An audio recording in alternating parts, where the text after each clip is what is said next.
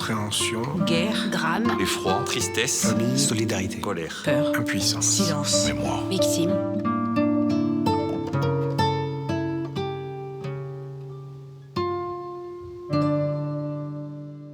Le matin du 5 mai 92, je suis un adolescent de 15 ans, passionné de football, qu'il est toujours encore également. Hein. Je n'ai plus 15 ans, j'en ai 45, mais c'est une passion qui est supporter du Sporting. Et pour moi, c'était voilà, ce jour-là, le Sporting est une équipe de 2e division qui reçoit le Grand OM, qui a éliminé l'année avant le Milan AC.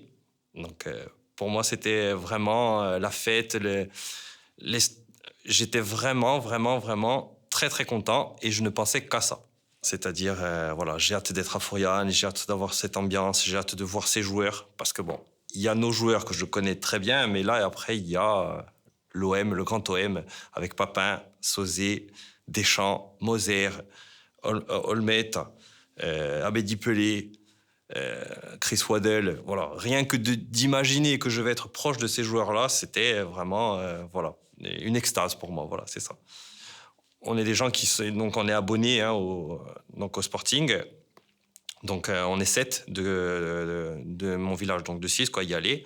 Donc il y a 3 amis à moi, enfin 2 amis plus moi, et 3 amis de mon père également.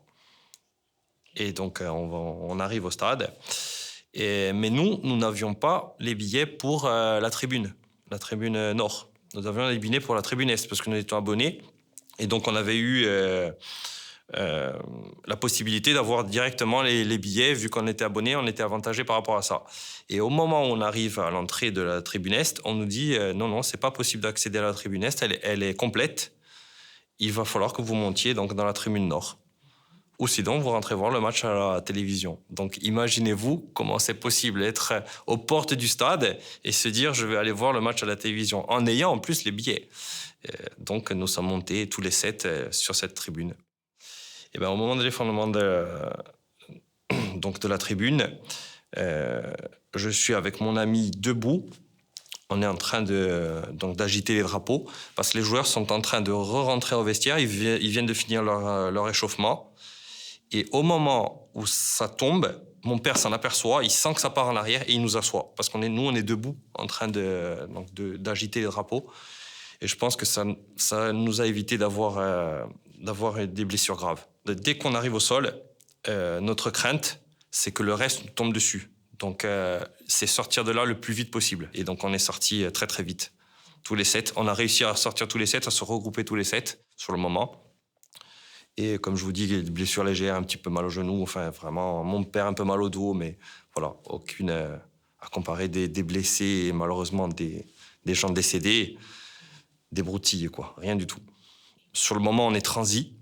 Et on voit vraiment l'ampleur que ça a. C'est-à-dire que c'est la tribune, toute cette partie-là qui s'est décrochée, avec des gens bloqués dessous, qui crient, qui sont blessés. C'est vraiment un instant traumatisant.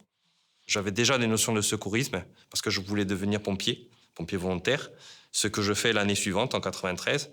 Et ensuite, dès que j'ai pu, j'ai été aider les secours, et les secouristes. Donc on prenait tout ce qu'on avait sous la main pour pouvoir transporter les blessés sur le stade, parce qu'il y avait des évacuations qui étaient faites par hélicoptère. Un hélicoptère qui évacuait sur Bastia, un sur Ajaccio et un sur Marseille. Et ben, les jours suivants, c'est très très difficile parce que bon, on ressasse les images tous les jours, on regarde les informations, on revoit encore ces moments-là, on les ressent également puisque on les a vécus, c'est-à-dire qu'on est tombé. Certes, on n'a pas été blessé, mais on est tombé. Donc, et on pense aux familles qui ont des blessés, qui ont des gens qui ont disparu, et c'est très très difficile. Et on ne sait pas si on va pouvoir retourner à Florian, si vraiment on va avoir le courage de retourner à cet endroit-là. Enfin, c'est vraiment, pendant un certain temps, très, très, très, très dur. Au moins les premières semaines. Moi, je me disais, j'ai eu de la chance. C'est-à-dire, je suis tombé, mais je n'ai pas été blessé. Mais quelque part, on s'en veut, en quelque sorte. C'est-à-dire qu'on se dit, eh ben, moi, j'ai eu cette chance. Par contre, des copains, des gens que je ne connais pas, n'ont pas eu cette chance. Ils vont être meurtris dans leur chair longtemps, voire paralysés, etc. Voilà, il va y avoir des conséquences. Et On ne sait plus. On ne sait plus si c'est une chance, si c'est voilà, si c'est un malheur. C'est un malheur, c'est sûr, pour les gens qui ont été touchés. Et donc, en quelque sorte, on s'en veut d'avoir eu cette chance. Mais aujourd'hui, donc, je suis un adulte de 45 ans, papa de 2 enfants, merveilleux. Ensuite, je suis au niveau... donc, ça fait 29 ans que je suis pompier volontaire. Donc, je vous disais que j'avais ça en tête et je voulais y arriver. Et depuis 93, c'est le cas. Donc, je suis toujours pompier volontaire à Cisco, au CPI Cisco, depuis 29 ans. C'est un sentiment difficile à expliquer parce que je sais qu'il y en a qui, justement, étaient pompiers, enfin, débutaient leur carrière de pompier volontaire et ont stoppé, justement, après ça. Parce que c'est vrai que c'est un traumatisme important. Et moi, ça m'a conforté, justement, oui. Je me disais, je veux vraiment aider et j'espère ne plus revoir ce genre de catastrophe, bien sûr. Et heureusement, pour le moment, ce n'est plus arrivé. J'espère que ça n'arrivera plus. Mais oui, ça m'a conforté dans le fait que je voulais vraiment faire ça. Il ne faut pas oublier. Il ne faut pas oublier ces gens qui ont été meurtris dans leur chair et les gens qui sont décédés. Et ne serait-ce que le fait que ce soit la catastrophe du football français, il ne faut surtout pas arrêter de commémorer, de se rappeler ça.